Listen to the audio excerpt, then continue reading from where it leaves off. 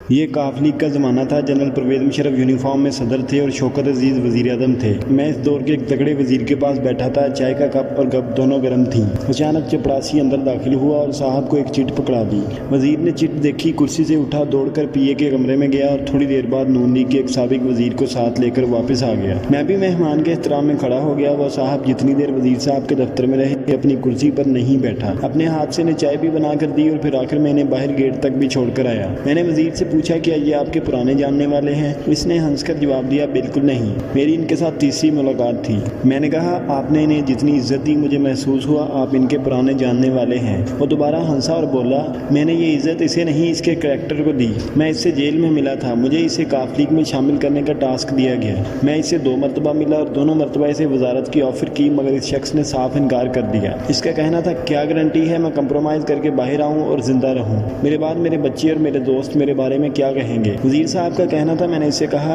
और इसकी क्या गारंटी है आप फोत ना हों और आप वजारत को भरपूर एंजॉय करें? इसका जवाब था, मुझे अगर वजारत मिल जाए तो भी मैं अपने ख़ानदान और लोगों को क्या मुंह दिखाऊंगा?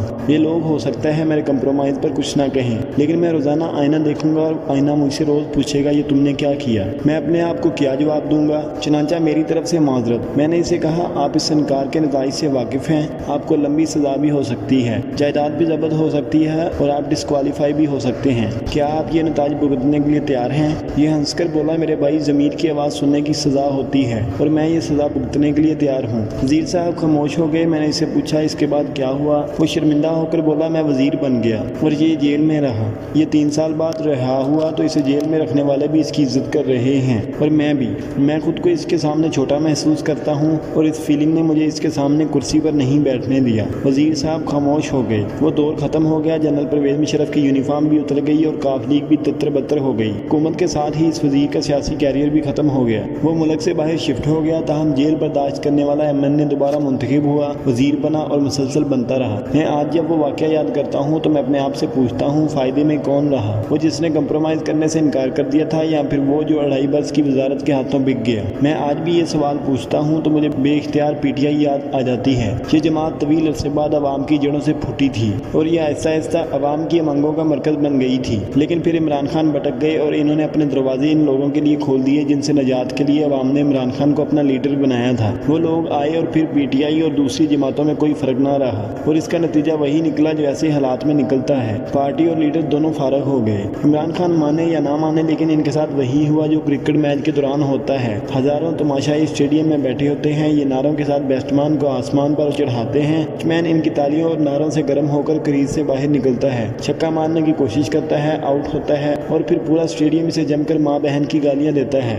इमरान खान भी एक ऐसे ही बैट्समैन थे। ये क्रीज से बाहर निकलते रहे, छक्के मारते रहे, तमाशाई तालियां बजाते रहे और आखिर में ये मुकम्मल तौर पर फारिग हो गए और अब तमाशाई घर बैठकर इन्हें बेवकूफ़ी के ताने दे रहे हैं। ये एक पहलू है। अब आप दूसरा पहलू भी मुलाहिजा कीजिए। इमरान खान किन लोगों के साथ मिलकर रियासत मदीना बनाना चाहते थे? क्या रियासत मदीना इस आमर क्या नहीं इस्माइल अली जैदी, फवाद चौधरी, परवेज़ खटक, फयाजुल हसन चौहान, जमशेद चीमा, मलिका बुखारी, असद उमर, शीरी मज़ारी, उस्मान बुज़दार और महमूद खान ने बनानी थी, जो जेलों और मुकदमों का एक हफ्ता भी बर्दाश्त नहीं कर सके। कि जेल से निकले, प्रेस कॉन्फ्रेंस की और इस्तेकाम पाकिस्तान पार्टी में शामिल हो गए, या फिर इन्होंने परवेज़ खटक की पाकिस्तान तहरीक इंसाफ पार्लियामेंटेरियन ज्वाइन कर ली, या फिर तहरीक इंसाफ और इमरान खान से अलानत लाताल्लुकी कर लिया। ये वो लोग थे जो रियासत मदीना भी तख्लीक कर रहे थे और फटे पुराने पाकिस्तान को नया पाकिस्तान भी बना रहे थे।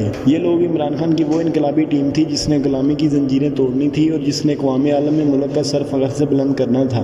ये लोग सियासत का असल करैक्टर हैं। आप इसके मुकाबले में PTI का पाकिस्तान पीपल पार्टी, नून लीग और JUI से तकाबुल कर लें। हम सहाफ़ी इन पार्टियों को क्या क्या नहीं कहते रहे और इनके साथ रियासत, मीडिया और हुकूमत ने क्या क्या नहीं किया, मगर इन लोगों को जेलें तोड़ सकी और ना ही सजाएं और ना प्रोपोगंडा। नवाज शरीफ के घर के सामने आज भी आवाज़ें लगाई जाती हैं और इनकी फैमिली को शॉपिंग के दौरान बुरा भला कहा जाता है, मगर ये लोग इसके बावजूद ज़मीन से जुड़कर खड़े हैं। जबकि PTI के महमूद गजनवी मैदान में लेटकर नारे लगा रहे हैं। ये सलाहुद्दीन अयूबी ज़मीन पर बैठकर अपने लीडर के खिलाफ तकरीरें कर रहे हैं और मजाल है जो इन्हें इस पर ज़रा भी शर्मिंदगी हो। और ये लोग इस मामले में अकेले नहीं हैं, हम इज्तिमाई तौर पर ऐसे ही हैं। तोता चशम, ज़मीर से फारिग और अपनी नाक और जेब तक महदूद लोग हैं। हम सब इस मुल्क का इज्तिमाई चेहरा हैं। मैं इमरान खान का मुखालिफ समझा जाता हूँ। मैंने 2014 में सबसे पहले PTI की गाली स्क्वाड से गालियाँ खाना शुरू की थी और आज तक खा रहा हूँ, मगर इसके बावजूद मुझे आज इमरान खान से हमदर्दी हो रही है। ये बेचारा मगालते में मारा गया। یہ کاغذی شیروں کو اصل شیر اور گتے کی تلواروں کو ضرب مومن سمجھ بیٹھا تھا، چنانچہ یہ سیاسی موت مارا گیا۔ اس کے لیے اگلا وقت آج سے زیادہ مشکل اور ناقابل برداشت ہوگا۔ آج صرف اعظم خان جیسے لوگوں نے اس کا ساتھ چھوڑا ہے، کل جب وہ لوگ اس کا ساتھ چھوڑیں گے جن کو بجاتے بجاتے یہ اس حال کو پہنچا تو اس وقت اس کے ساتھ کیا ہوگا۔ کاش یہ 2021 میں جنرل باجوہ کی بات مان لیتا، اپنی پارٹی پر توجہ دیتا، یہ جے این یو اور ورکرز کو آگے لے آتا، یہ انہیں ٹکٹ دیتا، ان کی سیاسی پرورش کرتا، یہ 2022 میں قومی اسمبلی توڑ کر الیکشن کرا دیتا، یہاں یہ تحریک عدم اعتماد کو مردوں کی طرح برداشت کر لیتا اور اپوزیشن لیڈر بن جاتا، تو آج 2 صوبوں میں اس کی حکومت ہوتی، سینٹ میں اس کی اکثریت ہوتی اور صدر بھی اس کا ہوتا، تو آج کیا سینیریو ہوتا۔ میرا خیال ہے یہ اب تک اقتدار میں واپس بھی آ چکا ہوتا اور پی ٹی آئی سیاسی جماعت بھی بن چکی ہوتی، مگر یہ حقائق سے آنکھیں موند کر کشف پر یقین کر بیٹھا اور اس کشف کے بارے میں بھی آخر میں پتہ چلا یہ جنرل فیض حمید کا فیض تھا۔ بہرحال جو ہونا تھا وہ ہو گیا۔ عمران خان کو اب بھی عقل کے ناخن لے لینے چاہیے، یہ جیل سے بچنے کی بجائے مردوں کی طرح اس کا مقابلہ کرے اور ان لوگوں کی عزت کرے جو اس عالم میں بھی اس کا ساتھ نہیں چھوڑ رہے۔ یہ علی محمد خان، شہریار افریدی، عمر ایوب، حماد اظہر، عاطف خان، مراد سعید، اسد کیسر، صداقت عباسی، عثمان ڈار اور آدم سواتی کی عزت کرے، یہ واقعی شاندار لوگ ہیں۔ یہ شاید اس لیے اقتدار کے زمانے میں عمران خان سے دور تھے اور وہ لوگ اس کے کان اور آنکھیں بنے رہے